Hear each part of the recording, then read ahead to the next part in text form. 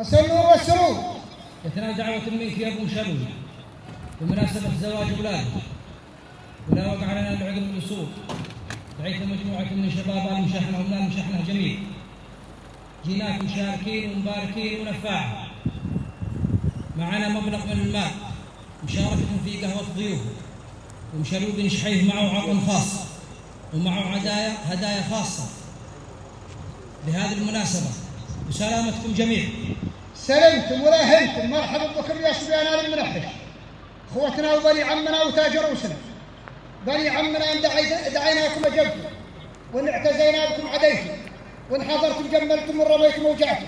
اخوتنا وبني عمنا زربة الراي نفتخر فيكم، وانتم معروفين في الاسلام وفي الجاهليه، وما دعينا الا انتم اخوتنا وبني عمنا، انتم ضيفه منا وفينا، مرحبا بما جيتم له ومرحبا بما جيتم له، العطاء واصل والهدايا واصله، والله يحييكم وتفضلوا حياكم الله. الله يبقيك ويسلمك.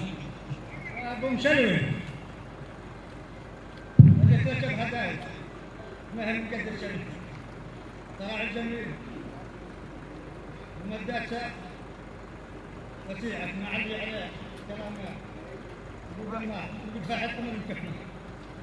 بديت اركب هدايا ب3000 بديت اركب ريال نقد واعذرني عليها والله ما هي توبتك.